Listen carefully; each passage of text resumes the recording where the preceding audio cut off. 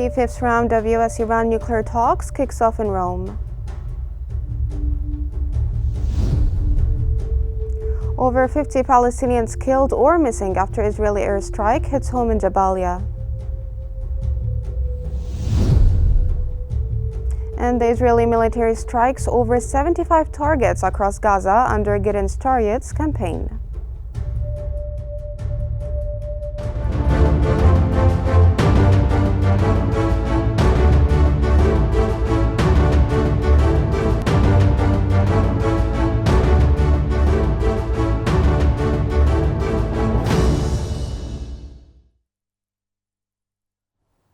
The fifth round of the U.S.-Iranian nuclear talks has kicked off in Rome, Italy.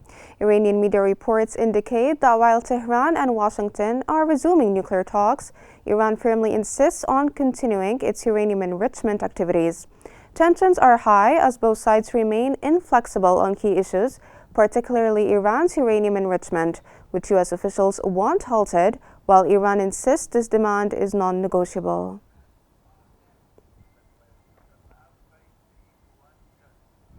U.S. and Iranian delegations have convened at Oman's embassy in Rome for renewed nuclear talks, despite Iranian supreme leaders' warnings about the difficulties of reaching a new agreement.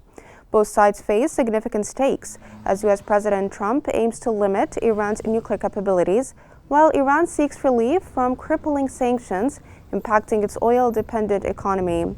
The fifth round of discussions will involve Iranian Foreign Minister Abbas Araghchi and U.S. envoy Steve Witkoff.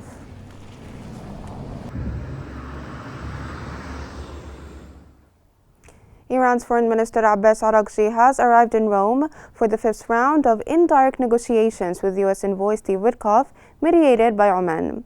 Previously, Araghchi engaged in 4 discussions, 3 in Muscat and 1 in Rome, emphasized the simplicity of reaching an agreement, saying that zero nuclear weapons equals deal, zero enrichment equals no deal. His delegation includes key diplomats and experts. The Iranian Foreign Ministry stated that each round of negotiations has its own sensitivities, and we will see which issues are raised in the negotiation room. And he added that Iran will present its legitimate stances regarding the peaceful use of nuclear energy and the serious and firm lifting of sanctions.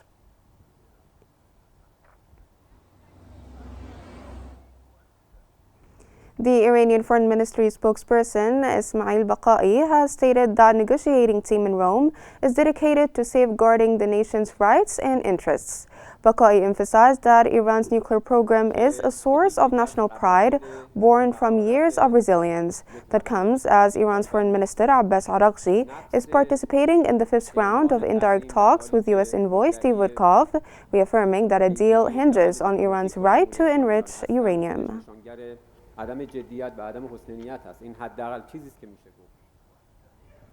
Iran's Foreign Ministry spokesperson has also criticized the new U.S. sanctions imposed just before the fifth round of indirect talks, questioning Washington's commitment to diplomacy.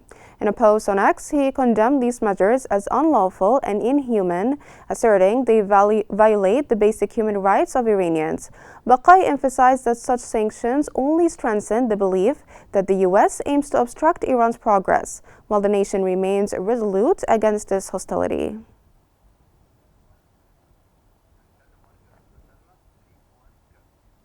And for more analysis, we now move to Mark in our newsroom.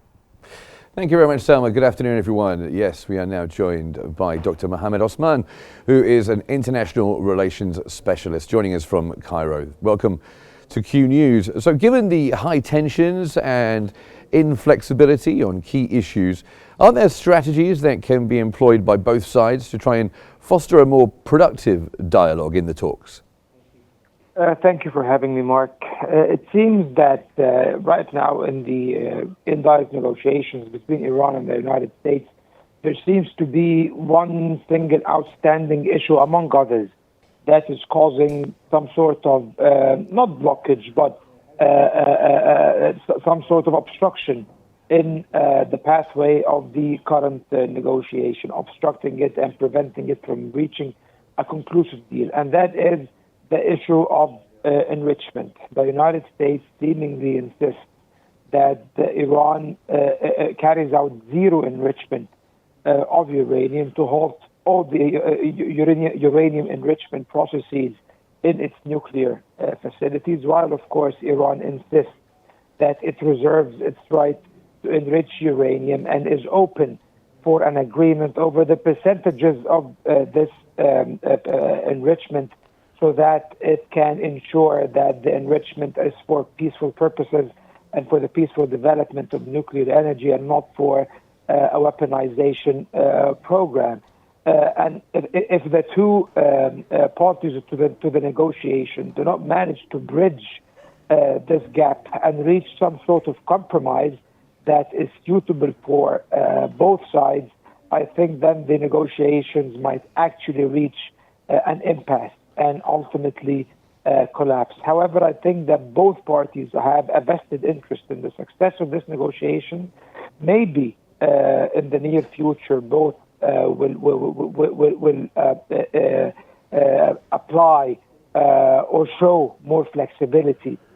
Yes, well, of course, the Iranians have said that the nuclear program is a source of national pride. That's going to cause big problems for the negotiations, right?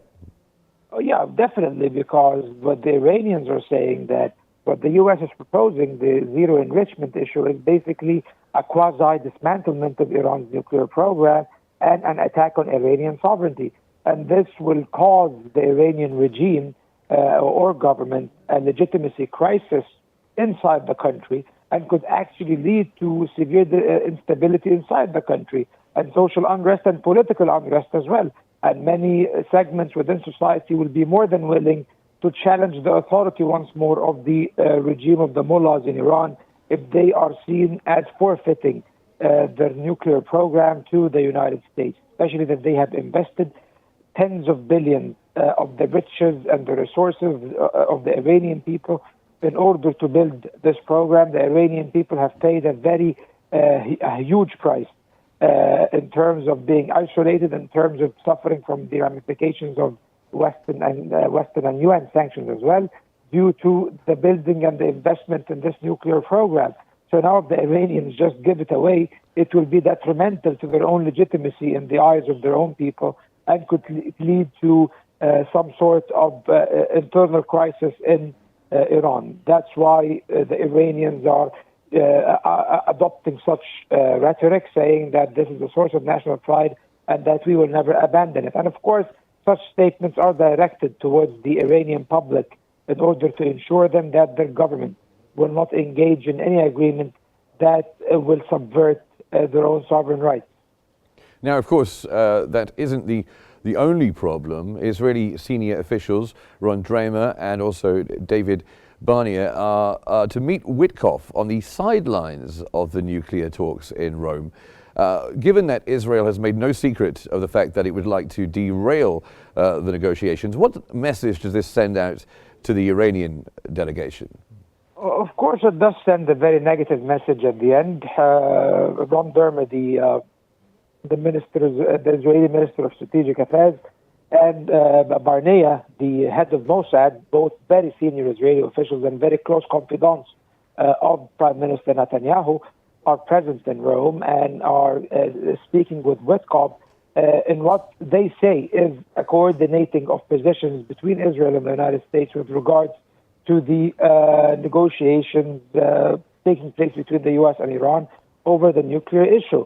So this will send very negative messages to the Iranians, especially that the Israelis, as you have just said, are actively trying to derail and ruin the negotiation process going on right now. The Israelis are pushing, according to various reports, for a military solution to the Iranian nuclear program. Maybe the United States or Witkoff holding these meetings with those Israeli officials in Rome, and this came in tandem with the leaks that Israel might be considering carrying out a unilateral strike against Iranian nuclear facilities, which I doubt would actually happen without U.S. consent.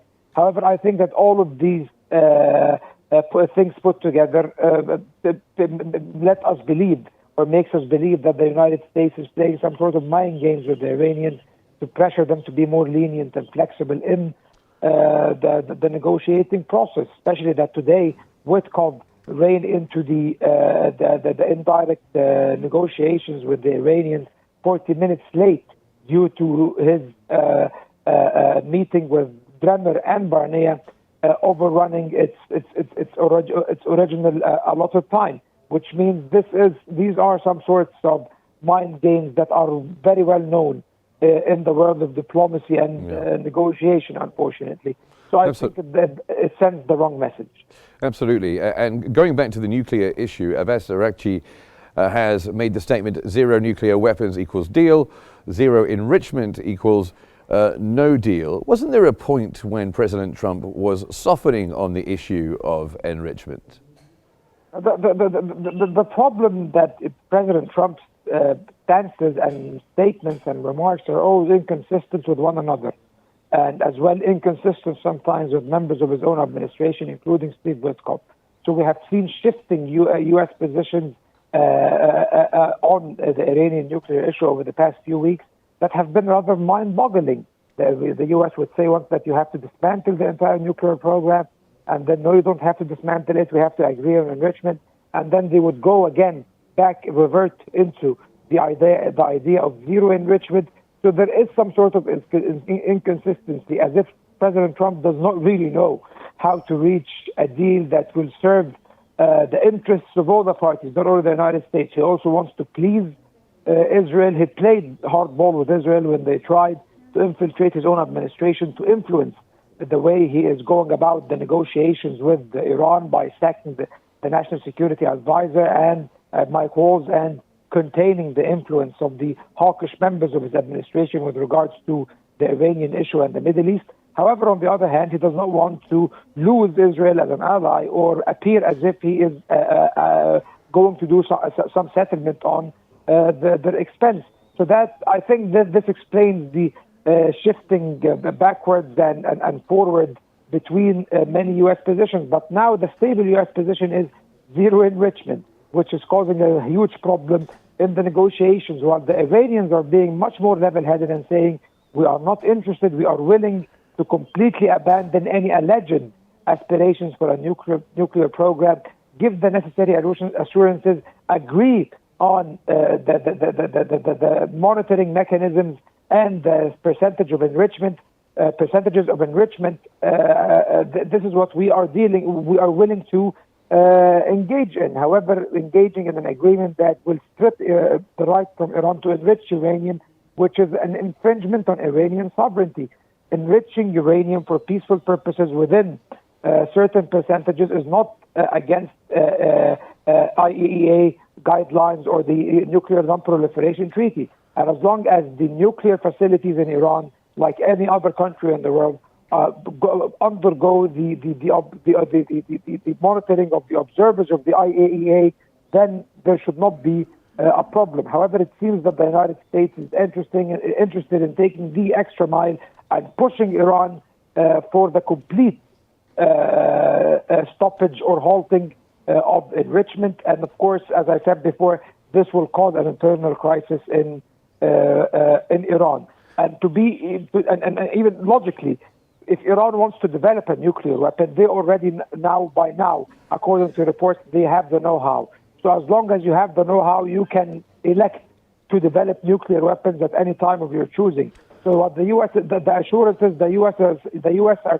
is trying to buy right now is not really that meaningful, and it's not that different from an agreement that is more moderate and that allows Iran to enrich within certain safe percentages. Well, it's a very difficult situation on all sides, and we'll continue to watch it closely. Thank you very much, Dr. Mohammed Osman. Joining us from Cairo, International Relations Specialist. Thank you for joining us on Q News. And it's back to you in the studio, Selma. Thank you, Mark, for conducting this analysis. And now we move on to the latest developments in Gaza.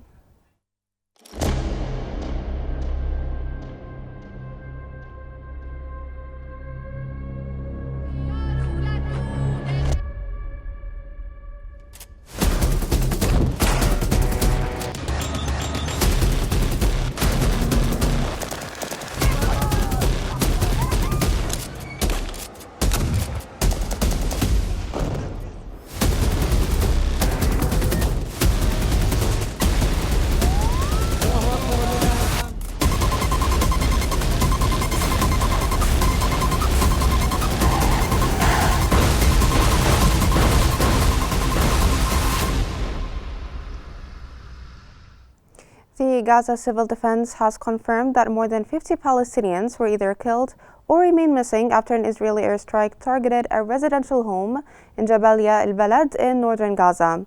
Rescue operations are ongoing, with a significant number of victims still trapped beneath the rubble. Civil defense teams have so far recovered 14 bodies and several wounded individuals from the debris. The scale of destruction suggests the death toll could rise significantly.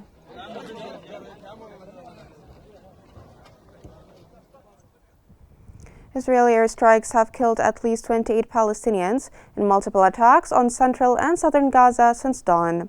According to our correspondent, 11 people were killed when Israeli forces bombed a home in Qnews in the south. In a separate assault, Israeli artillery targeted the Tel al-Sultan neighborhood in western Rafah. Dozens of injuries have also been reported as air and ground operations intensify.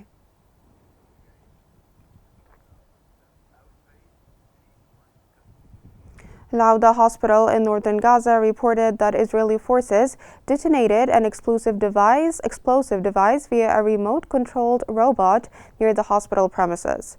The blast caused extensive damage to the facility, and fires continue to rage in the medical warehouse. Medical staff warned that the ongoing fire threatened vital medical supplies, worsening the already dire humanitarian and health crisis. The hospital has appealed to the International Committee of the Red Cross and the World Health Organization for urgent intervention.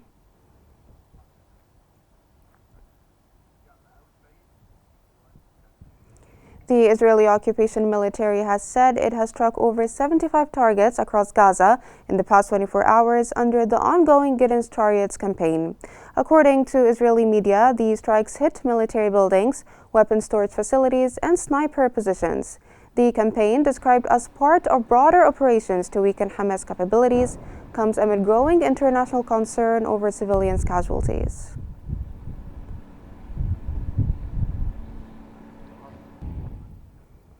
The United Nations says the humanitarian situation in Gaza is deteriorating at an alarming rate, describing it as the worst phase of the war since hostilities began 19 months ago. The UN highlighted the sharp rise in displacement, particularly in Gaza City, which is putting immense pressure on community kitchens and basic services. The organization reaffirmed the urgent need for safe humanitarian access and protection for civilians.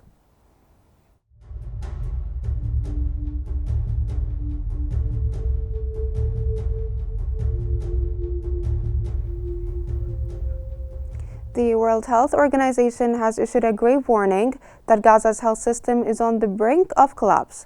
Only 19 of the territory's 36 hospitals remain partially functional, and 4 have suspended operations altogether. The World Health Organization reports that 94% of Gaza's health facilities have suffered damage or destruction amid ongoing Israeli bombardments and mass displacement. The agency warned that without immediate international support, the consequences could be catastrophic.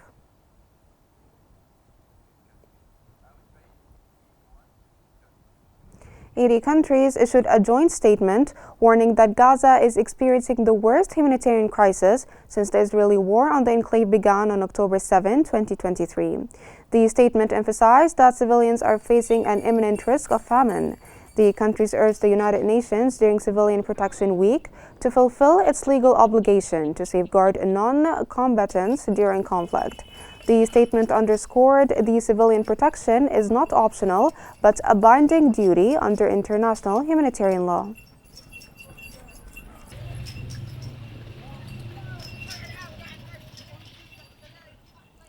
Hamas criticized the scale and distribution of aid entering Gaza, calling it a drop in the ocean compared to actual needs. The group warned against Israeli efforts to establish makeshift camps in southern Gaza under the guise of humanitarian operations. In a statement, Hamas described Israel's new aid distribution plan as a deliberate engineering of starvation, accusing Tel Aviv of using aid as a tool of control rather than relief.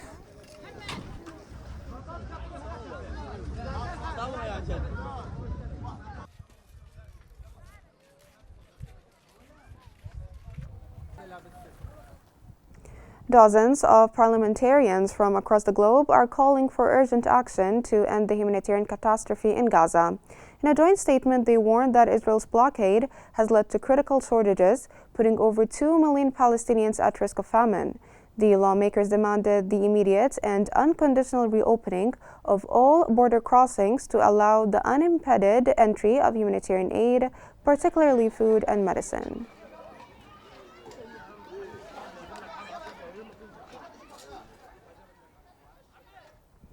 Israel's ongoing assault and blockade have pushed Gaza to the brink of famine, with thousands of tons of aid stuck at border crossings. Despite limited deliveries, civilians continue to face a catastrophic shortage of food and medical supplies as the conflict intensifies. Israel's ongoing military assault and crippling blockade continue to devastate the Gaza Strip, where a quarter of the population is now facing the risk of famine. Despite allowing a limited number of aid trucks into the territory, the humanitarian situation remains catastrophic. Over 100 trucks carrying flour, baby food, and medical supplies were permitted entry, but United Nations officials confirmed that none of the aid has reached Gaza civilians. Soup kitchens, hospitals, and local markets remain empty, as Israeli restrictions and distribution challenges keep desperately needed aid from being delivered. Thousands of tons of supplies remain stuck at border crossings, paralyzed by Israeli-imposed security measures. The World Food Programme says the partial resumption of deliveries, the first since an 11-week blockade, has made no impact on the ground. Israeli Prime Minister Benjamin Netanyahu has stated that Israel may consider a temporary ceasefire to secure the release of detainees, but made clear that brutal military campaign will continue until Israel achieves full control over Gaza, a position widely criticized as collective punishment. Over the last week alone, at least 50 Palestinians were killed by Israeli airstrikes and tank fire, according to local health officials. The Israeli occupation forces claimed it struck over 100 Hamas-related targets, but residential neighborhoods continue to suffer the heaviest toll. As international pressure mounts, humanitarian agencies are calling for Israel to open safe corridors and lift restrictions on aid delivery. But with bombs still falling and borders sealed, hope for relief remains distant in Gaza's darkest hour. Former Israeli Prime Minister Ehud Barak has criticized the ongoing war in Gaza, calling it a political operation designed to preserve the ruling coalition. He urged the government to seek the return of all captives in a single deal and bring an end to the war. Barak warned that attempts to displace 2 million Palestinians and replace them with Israeli settlers are dangerous illusions that will only deepen Israel's global isolation and risk the lives of hostages still held in Gaza.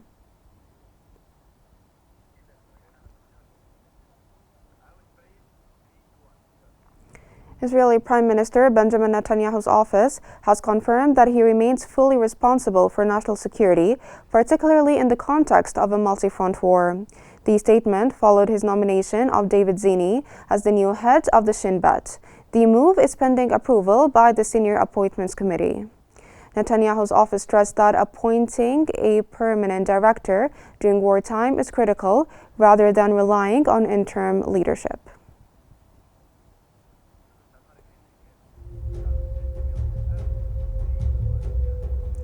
That brings us to the end of our news bulletin. Here's what we've been covering.